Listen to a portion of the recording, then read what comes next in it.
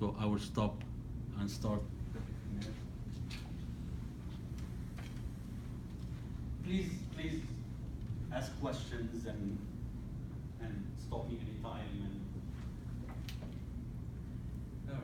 So this is why risk management program is good for an organization. Practicing risk management. Risk can be discussed in a quantitative or a qualitative terms. So when you go to an executive and ask you how much risk we have in doing XYZ. So let's say if we build a website, certain website that has, for example, customer information, how much risk we have here. So as a practitioner, you have one of two ways. Either you tell him a lot of risk, that's quantitative, I suppose. That's a qualitative. You can tell him in words, we have very bad risk, that's quantitative.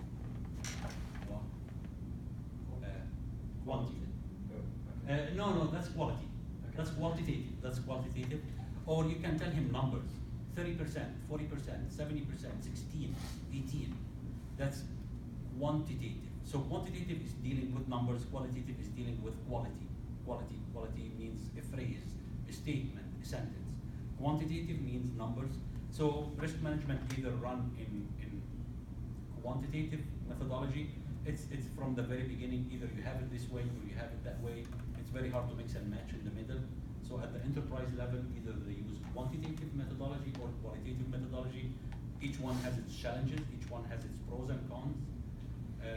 At Nationwide here, and my understanding, we still go that way. We do the numbers, quantitative. Get mixed up all the time. Quantitative. So we deal with numbers: high, medium, low, 30%, 26%, 70%, 68%. So if you inherit and follow that the numbers scheme, it's you have to stick with it all the time. Early attempts to define risk observed that the probability of something happening was a combination of two things. Vulnerability. Vulnerability. The probability of something happening was combined of two things. Whether something was attempted, which is the threat. Whether something is attempted, which is the threat, and whether the target of the attempt was susceptible to what was dry, which is the vulnerability. So there are two terms. There are lots of terms, obviously, in risk management. So this is basically talking about those two terms: threat and vulnerability. Threat is the thing that could happen, and vulnerability is that this asset is susceptible to this thing of happening. There's lots of examples in that. I mean, if we follow the method of a person get hit by a car in the street, the car that will hit the person, or the fact that the car can hit the person, that's a threat. That's the threat. Vulnerability is the fact that if a person hit by a car, he will get hurt or killed. That's the vulnerability. So vulnerability and threat, they often get mixed up, kind of outside the professional realm from people all the time. They have some similarity, depends on, I mean, at a very high level, they have similarities. Depends what you're talking about. Sometimes they can get easily mixed up. So threat is the thing itself that I'm afraid of, the thing that I'm worried about, the thing that has the potential of happening. And vulnerability, just the fact that that asset, my asset, this is my asset that I don't want to lose it, is susceptible to this thing to happen.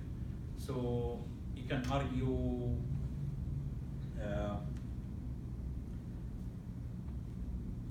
so back to that training that we were taking a while back, that fear training. I remember the instructor.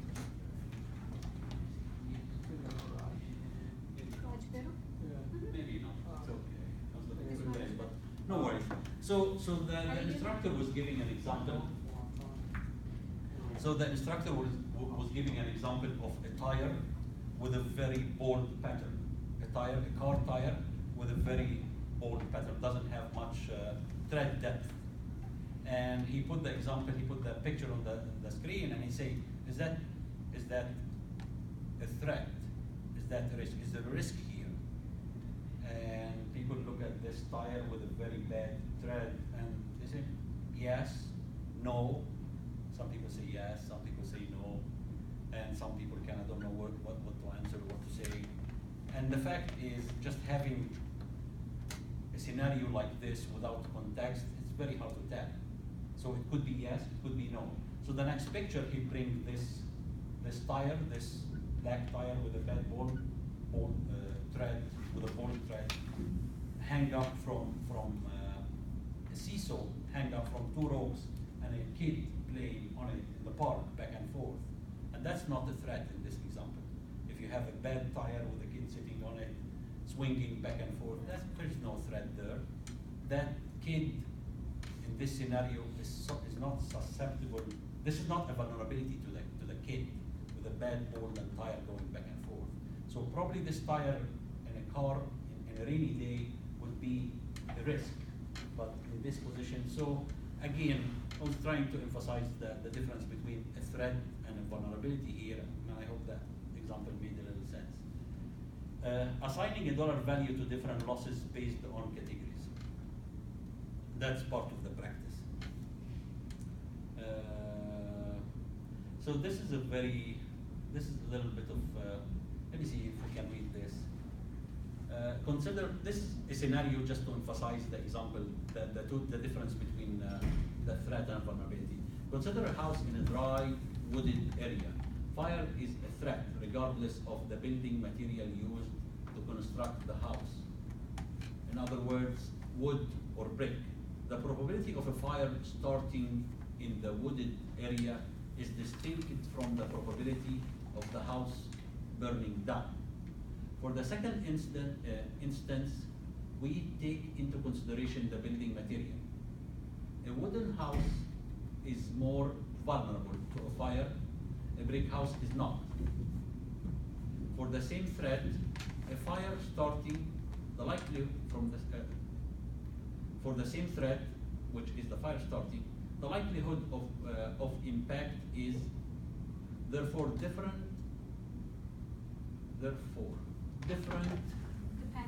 Depending on the vulnerability. Next, the destruction of the house is potential consequences.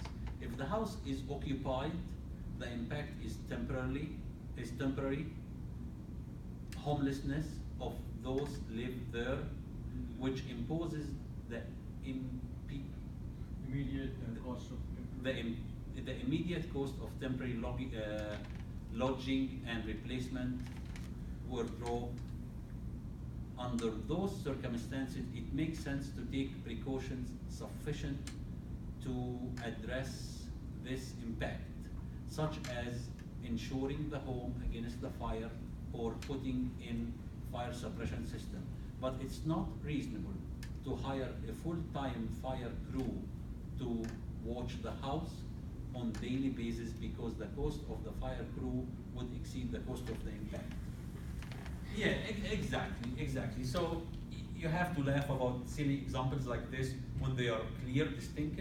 Sometimes you put controls more expensive than the impact, but we don't see it when it doesn't get aggregated the right way. Sometimes you put controls more expensive than impacts.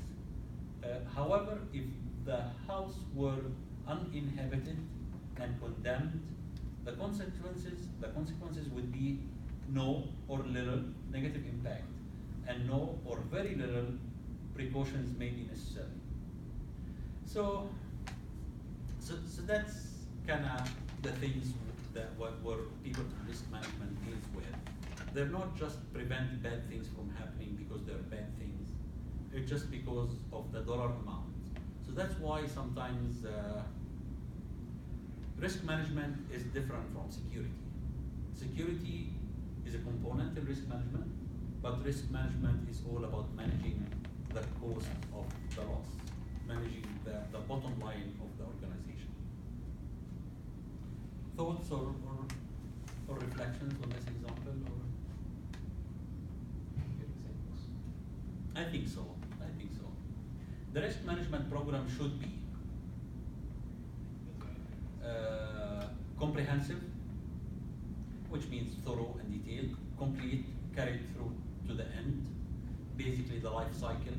So the life cycle, very basic, very fundamental, but you have to do the 4 elements to any risk that was identified. So again, if you don't identify the risk, it doesn't make it to the risk register, so it's not tracked. So you identify the risk, you assess the risk, and you mitigate the risk, and then you continue reporting on the risk and following the progress of the risk. So I think that's what complete is meant to be. Auditable, meaning reviewable by an independent third party.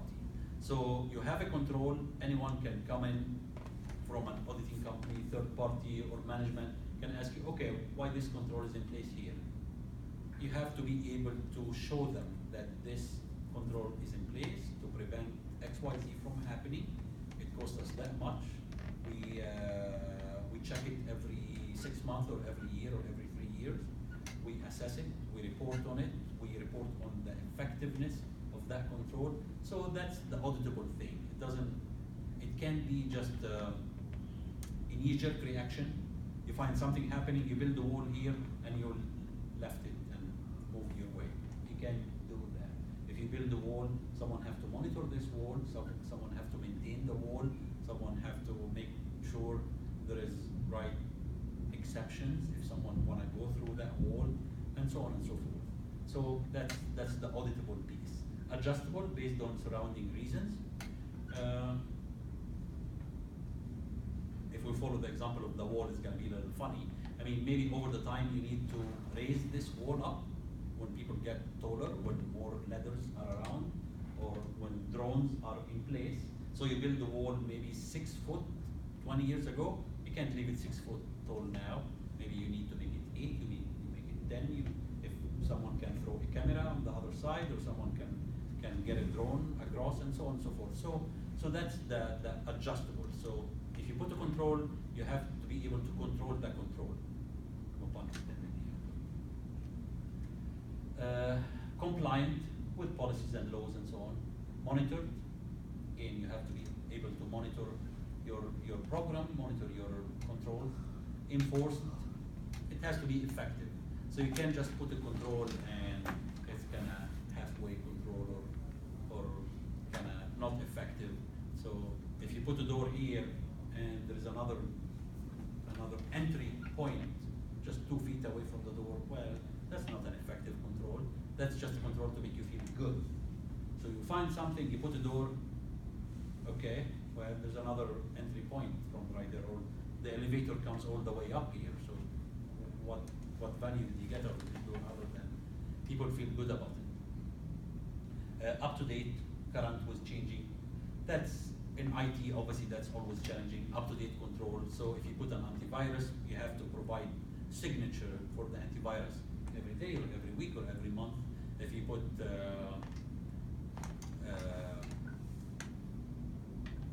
application firewall or something, or some firewall, you have to update it, bring codes every now and then. Managed adequately resources of oversight and support. Talking about the first domain, which is the risk identification, I believe that's all what we're gonna get to in this session, which is the risk identification. There's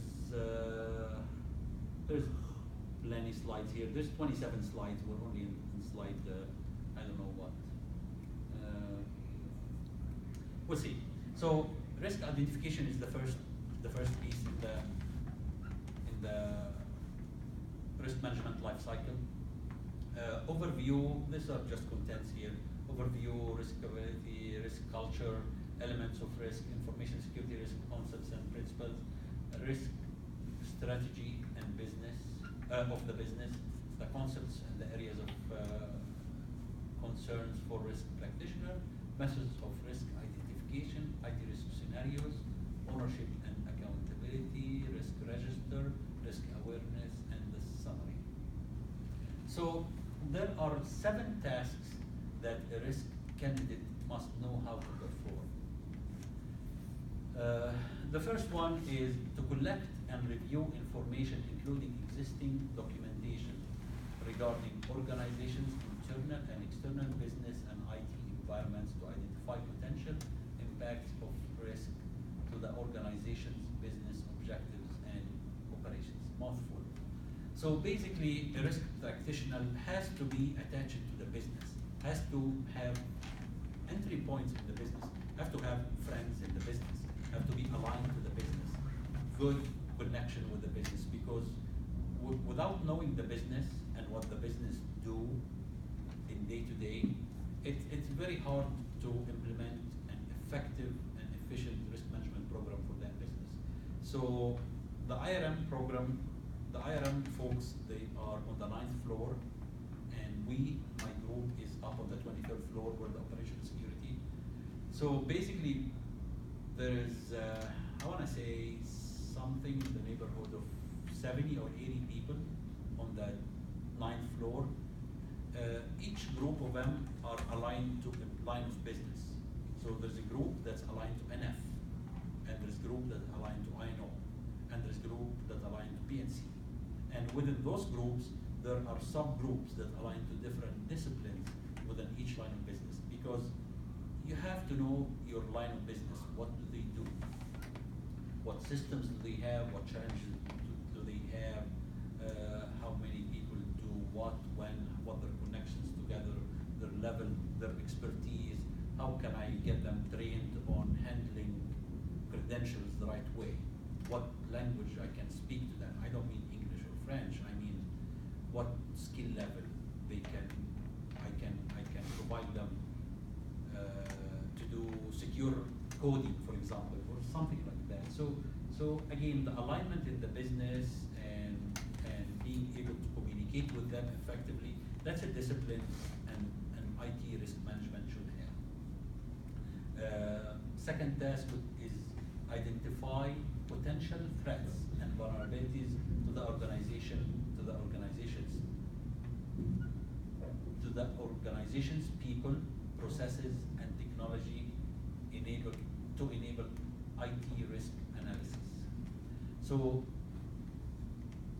when you work with the business and you work with risk management for a while, you will be able to pick vulnerable processes or pick vulnerable systems. So this is a discipline as well, or this is a skill, and a serious candidate or an IT risk management practitioner should be working on developing and improving. Basically, spotting areas of challenges, areas that needs a little bit more attention, whether it's people, processes, or systems, because those are the 3 components of any system in general: people, processes, or system. And it's important that the person would have that critical eye, I suppose, to identify which piece is the weakest piece. Number 3, develop comprehensive set of IT risk scenarios based on available information to determine the potential impact to business objectives and operational. So you have to be able to make up stories, not make up, but can build up story. So if someone tell you, we wanna bring an internet circuit to a system. We want to bring a routable internet circuit, or bring an internet connection to a room. Like, this is a room here where 7 or 8 people are working, and someone's bringing it to your desk telling you, we want to bring an internet circuit here in the corner of the room. Let's get approval, give us your IT risk management, give us approval, and let's move forward. So you have to be able to articulate what risks or what threats are around something like this. Can someone come accidentally plug in the laptop in it and be open to the internet and be vulnerable? Be able to come up with scenarios or stories that can happen based on something like this, and has to be realistic, have to be Has to be live scenarios and can I gauge whether that's a risk or not, that's potential or not.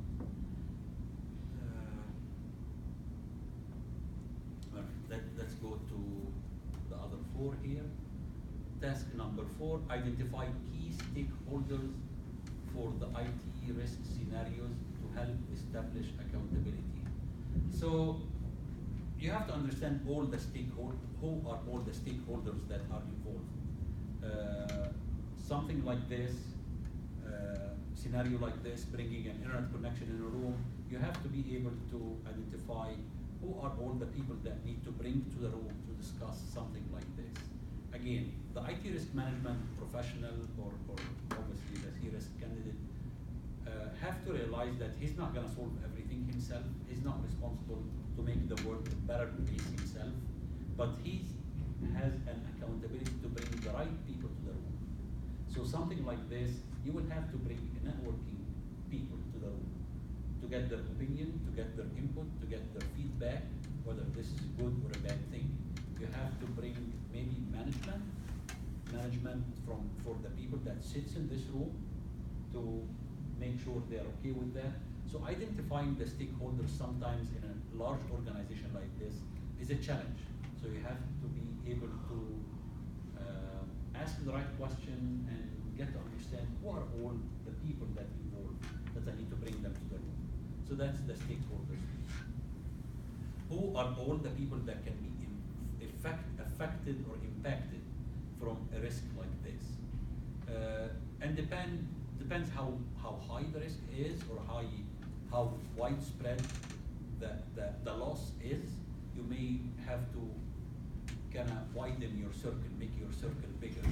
So some scenarios, it may affect all the IT.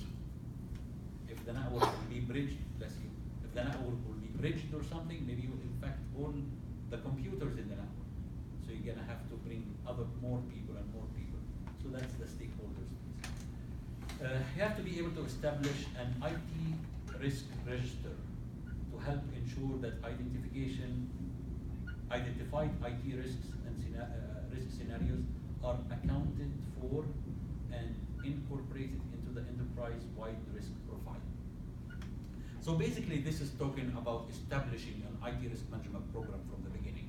Most of the time, when you walk in an environment that has an established IT risk management program, you will find a risk register. Basically, risk register is nothing more than a big spreadsheet with all the risks identified and spelled out and tracked over the time with different levels and different. So a risk, what does it impact? What's the line of business does it impact? What was it when we started? What controls we implemented to mitigate that risk, minimize that risk, and how are we progressing through it?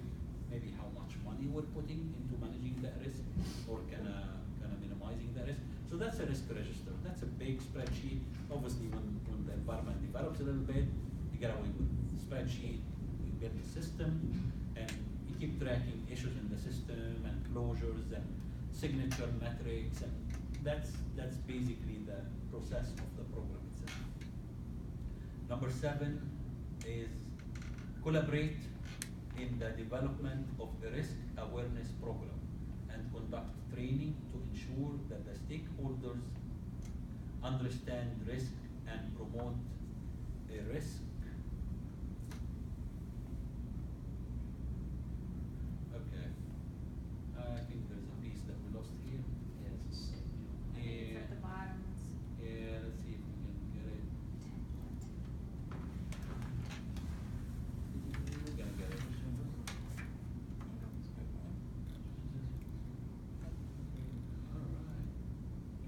Alright, we're getting closer.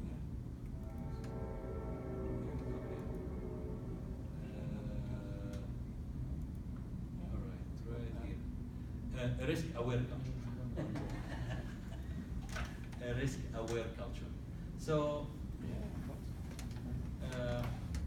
basically, this is about socializing and collaboration and things of that nature, just to make sure you can articulate things to the stakeholders, articulate things to your management, just to make sure. Let's see.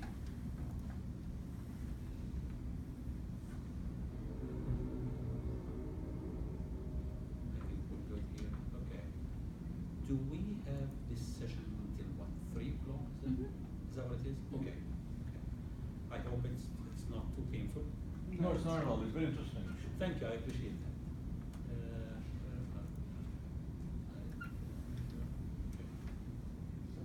All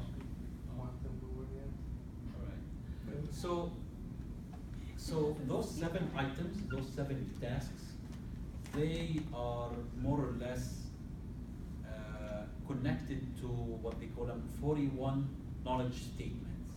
So in theory, if you're able to do those 41, if you have knowledge on those 41 items or areas, you should be able to do those 7 tasks. So this is going backward or downward or whatever.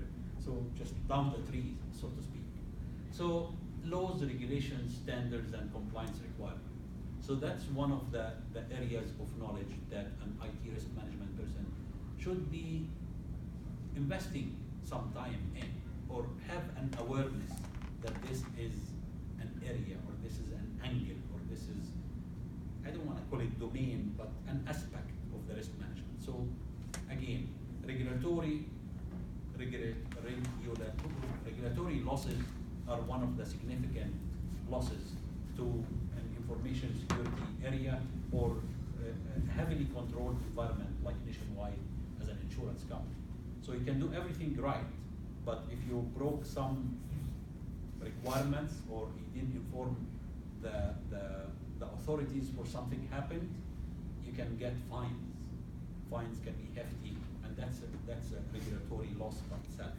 So that's why laws, regulations, standards, compliance requirements is one of those areas. Number 2, industry trends and emerging technologies. Industry trends, emerging technologies. So you have to be aware that certain platform like Windows 7 is gonna what they call it, get decommissioned or get out of support 3 years from now. Obviously that's backward history. Or Windows 10, let's say Windows 10 is gonna be out of support 2 years from now. That's a risk. That's a risk. That's an area, if you don't keep your ear to the ground or going to different presentations and seminars and things like that, you will not be aware of this coming. You're gonna find it a month from now, which obviously not enough to move out of Windows 10. Or you have to know that there's a vulnerability in the market, some vulnerability for whatever Solaris this or whatever Red Hat this or Red Hat that, and so on and so forth. So key awareness of the industry trends and emerging technologies. Cloud, I mean, just be prepared for the cloud 3 years ahead of the time, that cloud is getting big, cloud is getting big, let's get invested in the cloud, those kind of things. Enterprise system architecture, example, platform, networks, appliance, applications, databases, and operating system. So again, if you are not coming from this background, if you're not coming from system architecture or firewalls or databases, this could be a blind site for you. This could be a blind area for you.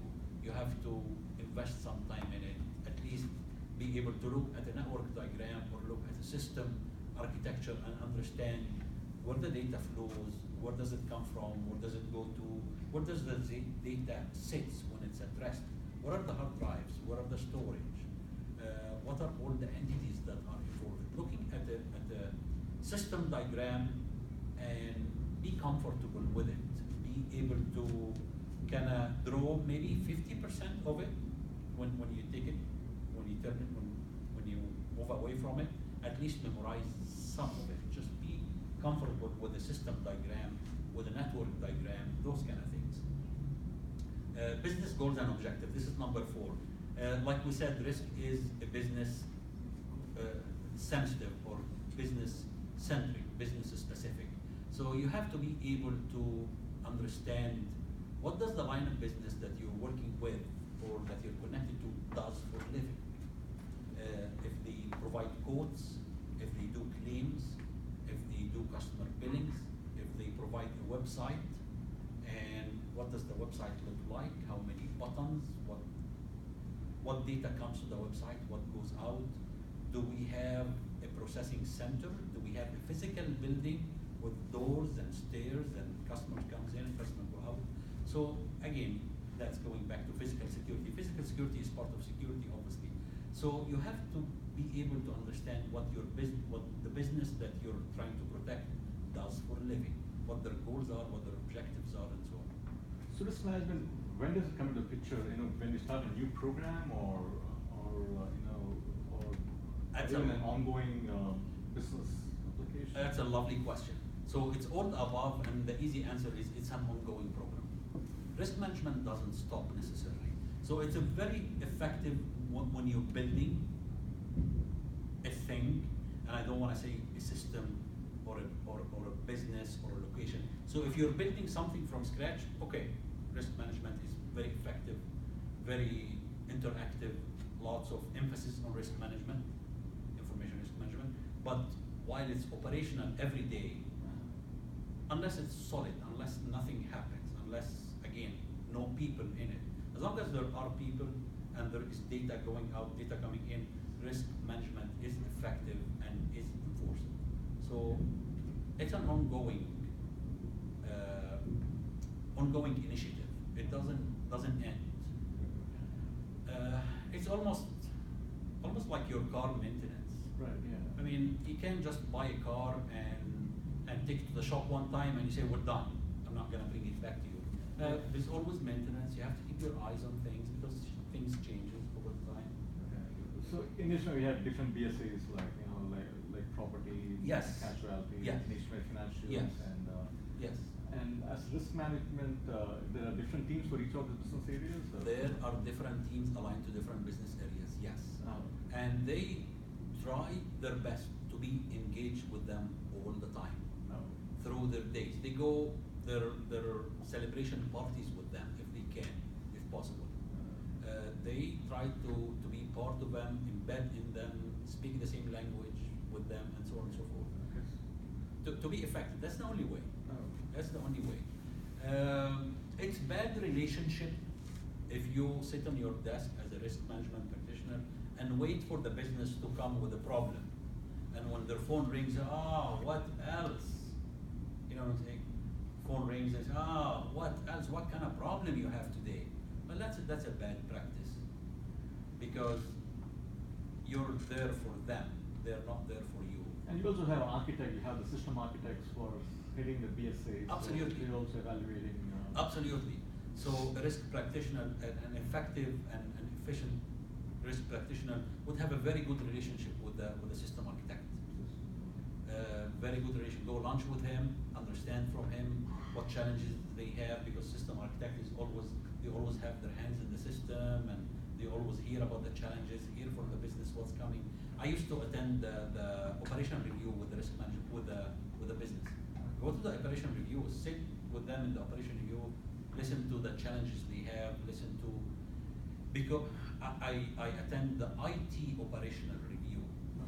So the IT operational review, there's always a representative from the business and telling them what's in our mind, what challenges we have with your system, with the system that you provide for us, and what improvement we're looking for, and so on and so forth. So the more the IT risk management practitioner is attached to the business, the successful they are, and the more value they provide to the business. They are more proactive rather than reactive.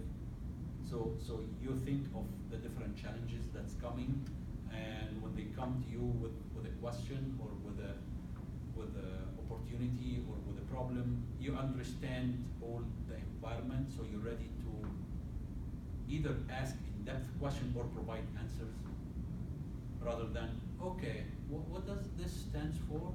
What does CTF stands for? What does BSE stands for? And tell me again where your system is and how many servers involved in your system. Do you have a firewall? And you know what I'm saying? So you shouldn't be starting from the question they're asking. You should be aware of the environment and systems. So again, business goals and objectives. So you would be understanding what the business does and how many gadgets their goal is to produce, how many customers we have, how many services we provide, and so on and so forth. to the best of your ability. I mean, obviously, there is limit. Contractual requirements with customers and third-party service providers. That's an important part as well, which is the third-party management or vendor management. So that's number 5. Contractual requirements with customers and third-party service providers. How many service providers does this business use? Do we use their system or do we use our systems in sharing data with them? Is that our IDs that we use or their IDs and so on and so forth? So awareness and understanding what the third parties that serves this business, this line of businesses. Threats and vulnerabilities related to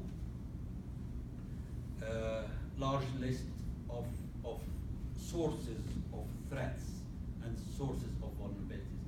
Business process and initiative, third-party management, data management, hardware, software appliances, system development life cycle, project and program management, business continuity, disaster recovery management, DRM, management of IT operations, emerging technologies.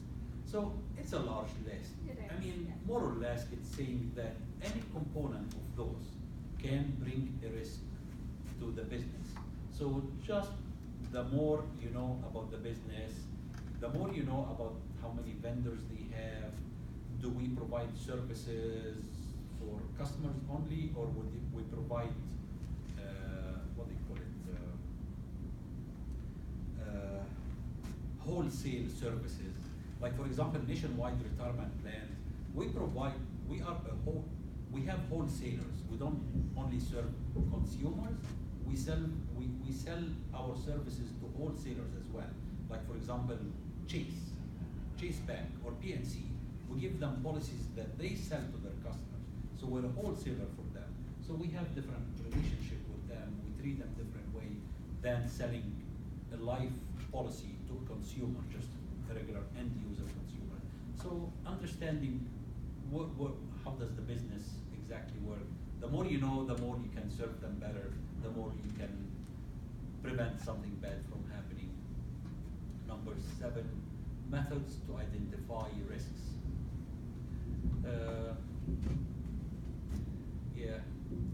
Risk scenarios, development tools and techniques. This is about using some modeling systems or something like that. Using Visio to draw a diagram to present it to a business person, tell him, you see, someone walking this way, hitting this, breaking this, dropping this, the loss is right here, that much dollar. Making a good looking diagram using some tools sometimes serve the purpose. Risk event, incident, concept, example, contributing to condition, lessons learned and losses. This is something like RCA or something, risk, what do you call it, root cause analysis kind of study. Elements of risk registers. Like we said, risk register, nothing but spreadsheet where you tracking each risk and how is it improving or not improving through the time. Risk appetite and risk tolerance. There is a little bit more focus further on the chapter, I guess, maybe we don't get to it today. It's about the risk appetite and risk tolerance. It's an important thing, this number 12. Every line of business should be aware, the executives and leaders in the line of business should be aware of how much risk they are able to swallow. No one can say we don't have any appetite for any risk. If you don't have appetite for risk, if you don't have tolerance for risk, you close shop and you go home. Put your money in a bank, maybe that's even a risk. But again, there's no risk, there is no reward. So every line of business should have a good understanding of how much risk, how much losses we can have, and we get back up the next day and we continue doing business. And that's an important piece for the risk practitioner as well, to know about it, to understand this is how much we can afford losing. Again, bulletproof the solution. Exactly. So again, you walk down to your car and you know how much risk you can tolerate, how much cold you can walk into. So if you can't tolerate any risk, you can't accept any risk, you're probably not in the right business. So that's an important as well. Risk analysis methodologies. Again, quantitative, qualitative, but you have to be able to work through some of the methodologies. There is plenty. There's at least 3, 4 that I know of, risk analysis methodologies. One of them, the one I mentioned here, is called FAIR, F-A-I-R. You can read about it. The person that developed FAIR, he used to work here at Nationwide. He was the CISO. His name is Jack Jones. He built the FAIR, and right now that platform is called Risk Lens. Risk Lens, if you're holding a lens. It's a partially open source kind of methodology. You can always read about it. It's very, if you're interested in risk management, read about it. It's very insightful. Risk management. Risk management is something you can use in life. I mean, we use it every day.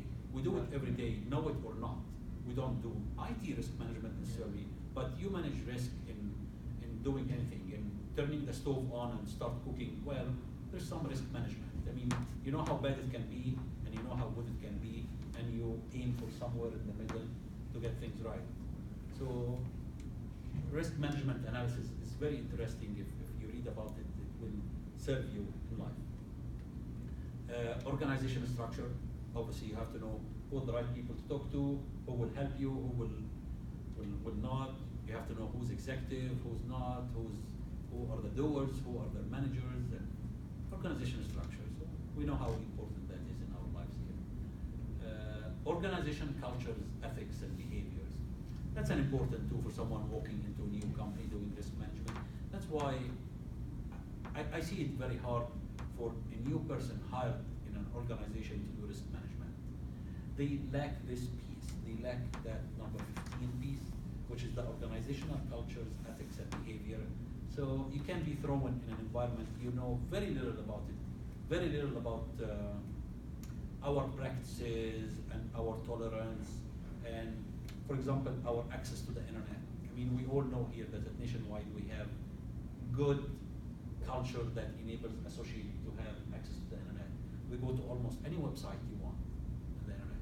You can be an effective practitioner if you find that people going to Facebook, let's go shut off Facebook from all associates. That's a high risk. Well, we've been doing this for a long time. So you have to get the right information together, and you have to understand that you're gonna get pushed back. You're gonna get pushback from something like this, unless you have the right reasons. And so this is about risk culture and how much we can tolerate risk and so on and so forth. Number 16, organizational assets. Example, people, technology, data, trademarks, intellectual properties, business processes, including enterprise risk management, ERM, and so forth. So again, it's about knowing the environment.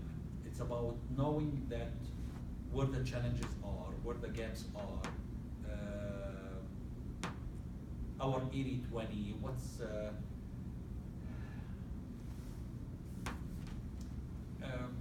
I guess knowing the fact that we don't have a very, very inclusive, what do we call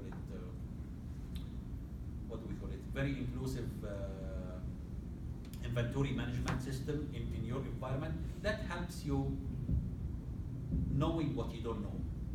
So if you go to a place and you think you know everything, you behave differently from knowing that I have to leave some room for ambiguity. I have to leave some room for the fact that I don't know everything in this environment. So, okay, I have a spreadsheet here that has all the assets in the environment, but let me add 5% to it because I know that we don't track things very accurately here. So knowing the culture, knowing the organizational assets, and knowing that, yeah, we potentially have another door here that's not tracked with this spreadsheet. So let me send someone to survey it or look at it themselves. That's an important thing as well. So I think we only have probably a few minutes here, so maybe I will stop here at the presentation, at the PowerPoint, and maybe if you guys have any questions until I'll schedule another one here right in the new year. But any questions Skype, I'm happy to answer before we adjourn here. So basically, we talked about, if I go back here,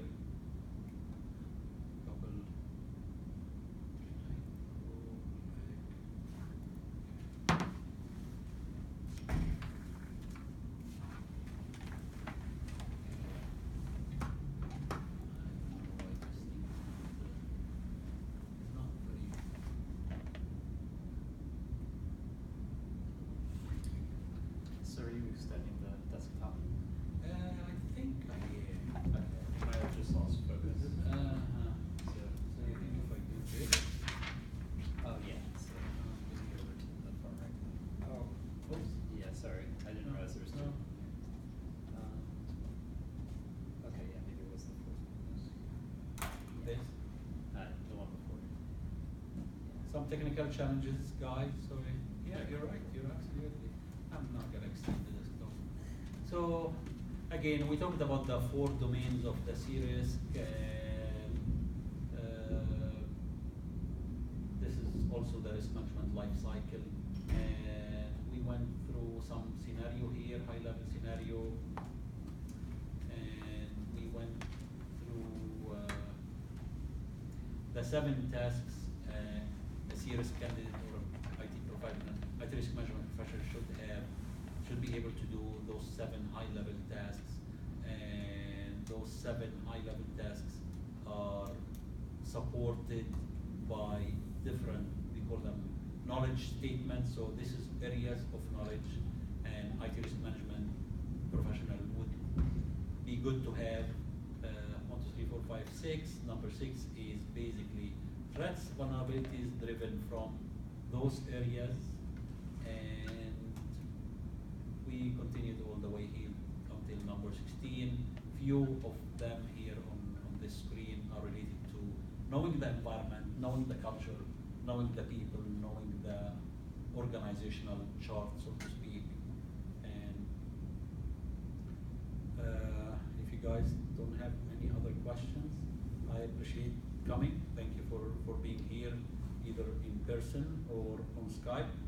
And please, I don't know if there's a feedback in the process or anything, but feel free to ping me anytime if you have any questions. Or I think part of the presentation, part of the Teaching Thursday is to put the presentation. If not, I'm happy to share it with anyone. Yeah, please. Yeah, okay. Yes. So we have a presentation available somewhere? I will find out if it's not part of the presentation. I will send it to the people that attended. But I believe it's gonna be on the share. I believe it's gonna be part of this. So again, ping me anytime. Oh, sure. Yes, ping me anytime. Thank you very much, guys. Thank you. Kind of have like a random question. Absolutely. So there's something like with, especially with Wi-Fi security. Yes. I noticed Okay. like there are some proprietary protocols people come up with. Say hi to Yeah, Raj. a question real quick, like, Yeah, name. Arvind. You wanna grab the name? Nice to meet you. Nice to meet you. Speak on your name. So you're Absolutely. working on that? So basically, I'm just Pronounce it. interested in this subject. Yes. So you must So probably, would you be open to have a kind of mentoring? Absolutely. I love to. I love to. I love So to. I'll send it to you. Lovely. Thank you so much. Oh, really? You're welcome. All right. You're welcome. So thanks a lot, sir. You're welcome. Thank you very much. Thank you for being here. Thank you. I think we're good at this. Let me drop this connection. So we're good. Yeah, just like with, so, unfortunately, I think it was a lesser known, router company. They're talking about how they want to go with their own proprietary, protocol for transporting packets, and the biggest criticism of it was like, if you make it proprietary, then you can't have feedback from the community. Exactly. Or like, Uh-huh. looking off of that sort of thing, so like, I don't know, I kind of want to get your opinion on that, because sometimes it's like, crowdsourcing seems to be the best way to solve security issues, or it's like. Let me turn off the camera. Not to be off record or anything. Yeah. But I don't want the file to be Yeah. very big.